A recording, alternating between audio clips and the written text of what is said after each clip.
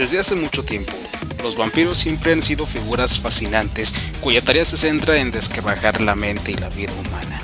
Pasando desde las eras primitivas del mito, la Edad Media y el siglo XXI, el folclore vampírico es algo sumamente importante que se ha convertido en parte de nosotros. Los narradores más antiguos relataban los primeros cuentos de vampiros por medio de las leyendas y otras historias macabras. Después, y conforme fue pasando el tiempo, las historias de vampiros dieron el salto hacia lo que fue la literatura fantástica, que es un sitio que se ha negado a abandonar. Sin embargo, y por desgracia, el paso del tiempo hizo que los cuentos de vampiros tomaran rumbos equivocados y que se salieran de su concepto original para comenzar a coquetear con el romanticismo, las cursilerías y toda esa sarta de porquerías que, se salen totalmente del contexto folclórico que supuestamente deberían de tener. Por lo tanto, en esta ocasión, les presentaré un top donde se enumeran las que, a mi parecer, son las mejores historias de vampiros jamás escritas, exceptuando Drácula porque ya lo he analizado. También he de recordarte que esta es mi opinión personal, así que si tienes una lista distinta o si simplemente te apetece mentármela porque no estoy en la misma sintonía que tú, te invito entonces a que uses la caja de los comentarios que está un poco más abajo. Así pues, te prometo que te responderé siempre que me sea posible. Sin más que añadir, comencemos. Mirs Amorgoth. Mirs Amorgoth es un cuento de la década de 1920, escrito por Edward Frederick Benson. En él, se nos relata la historia de una vampira que llega cierto día de la India al pueblo de Maxley. Los acontecimientos ocurren luego de que, en la India, se presentara un extraño caso de vampirismo en donde el esposo de Mirs Amorgoth falleciera de una forma muy poco usual. Es aquí donde comienzan a suceder algunos hechos fantasmagóricos en el barrio donde vivían el protagonista de esta historia y Francis Ucombe, un catedrático filosófico que se especializaba en varios temas de ocultismo y demás curiosidades. El cuento hace mucho énfasis en las creencias medievales del vampirismo, en donde se nos dice que, a veces, un espíritu macabro, preferentemente un demonio, suele tomar posesión de algún cuerpo humano para poder habitarlo, confiriéndole así poderes sobrenaturales como el vuelo del murciélago y ciertas habilidades propias de la metaplasia, la cual es la propiedad de cambiar un tejido adulto en otro completamente distinto. Para sobrevivir, los vampiros se saciaban mediante festines sangrientos y nocturnos, y cuando su anfitrión moría, el espíritu maligno continuaba residiendo en el cadáver, el cual no llegaba a corromperse. De día descansaba, y por la noche abandonaba la tumba para realizar sus horrendas rondas. Vampirismo. El prusiano Ernst Theodor Amadeus Hoffmann escribió Vampirismo en el año de 1821 y hasta el día de hoy se sigue manteniendo como un verdadero clásico. La historia comienza con un grupo de amigos hablando precisamente sobre el tema del vampirismo y ciertos relatos de interés.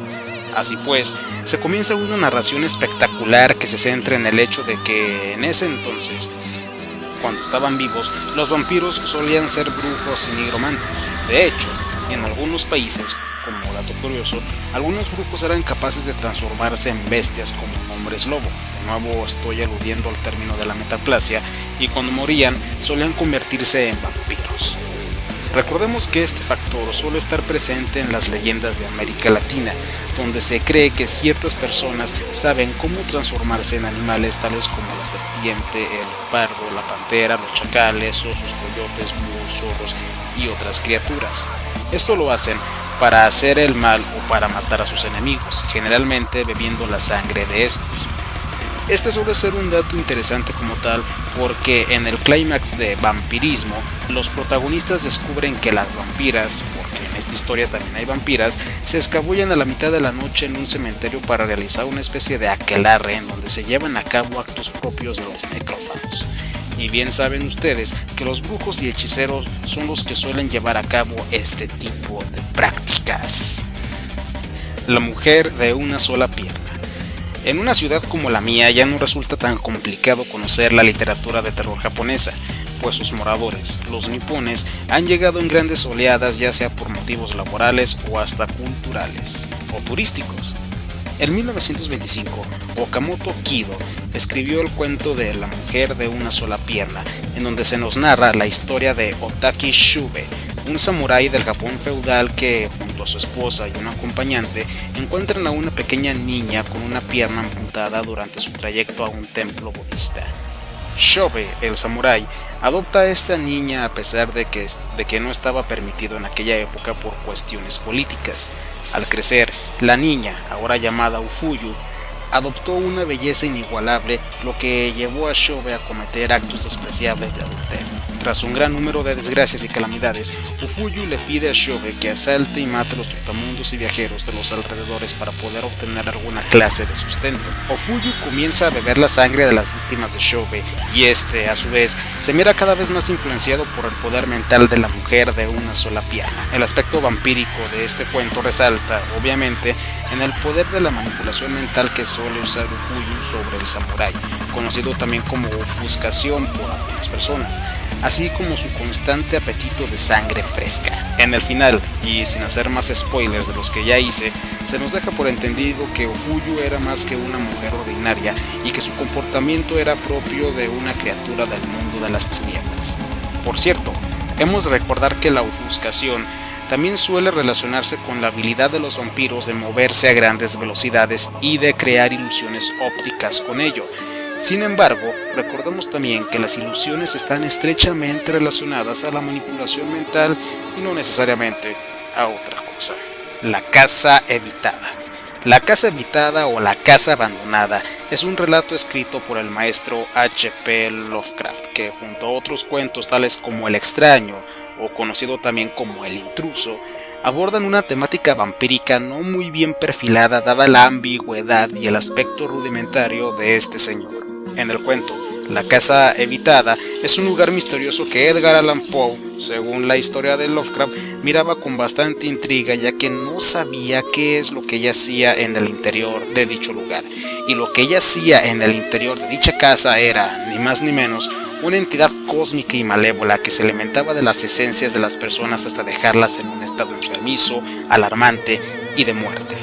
La particularidad de todo esto es que la entidad cósmica relacionaba a sus víctimas con ciertos hechos del pasado. Por ejemplo, las personas afectadas siempre terminaban hablando francés a pesar de no conocer la lengua, así como de poseer algunos comportamientos hostiles y de locura. El vampiro se resguardaba en el sótano de los cimientos, haciendo más difícil su detección. El rasgo vampírico de esta historia recae en los síntomas que los habitantes de la casa habitada sufrían durante su letargo, porque han de saber, queridos espectadores, que no todos los vampiros se alimentan únicamente de sangre. Existen otros que se alimentan del alma y el espíritu de la gente. Esta particularidad la comparten los nahuales malignos de México, mi país, en donde algunas personas sumamente inteligentes y pudientes eran capaces de desprender su espíritu en dos partes y mandar una de estas mitades, casi siempre con forma de animales o fenómenos naturales, a las casas de la gente para poder alimentarse de sus espíritus y matarlas así en el proceso. No se deben confundir estos nahuales despiadados con otros de esa especie, ya que en su mayoría los nahuales actúan como protectores de las ciudades que habitan y lo menos que querrían hacer es algún tipo de mal o daño a su entorno. Berenice. Y para terminar, hablemos del cuento de Berenice, escrito por el maestro de maestros Edgar Allan Poe. Fue publicado en el año de 1835 en un periodiquillo llamado Southern Liberty Messenger y es considerado por muchos como una obra imperdible de su narrativa. En el cuento, Igisius, o como se pronuncian, que es el protagonista, está a punto de casarse con su prima Berenice. Finalmente, tras la muerte de su amada, el protagonista entra en una especie de locura absoluta y sobre todo enferma mucho más de lo que ella estaba, lo que le impide tener contacto con el mundo exterior, aunque eso no le impide que Berenice se presente ante él como un espectro mostrando una dentadura peculiar con incisivos y colmillos meramente puntiagudos y aterradores.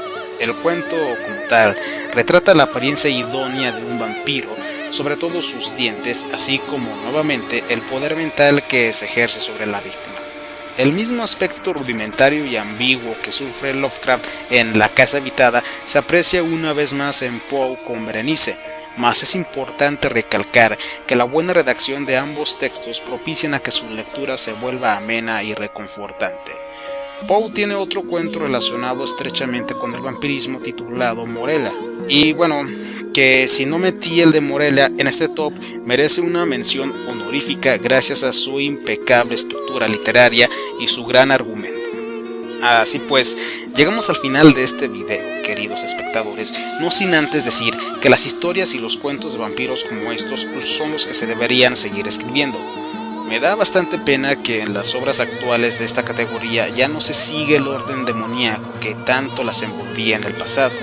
No obstante, recordamos que todo en esta vida es transitivo y que todas las cosas cambian, ya sea para bien o para mal, y en este caso cambiaron para mal. Esperemos que esta fiebre de cursilería pronto se termine y que los cuentos de vampiros vuelvan a ser lo que alguna vez fueron. Existen más cuentos de esta índole por ahí, como por ejemplo No debes despertar a los muertos y Carmilla, pero resulta obviamente imposible ponerlos a todos en un espacio de tiempo tan reducido.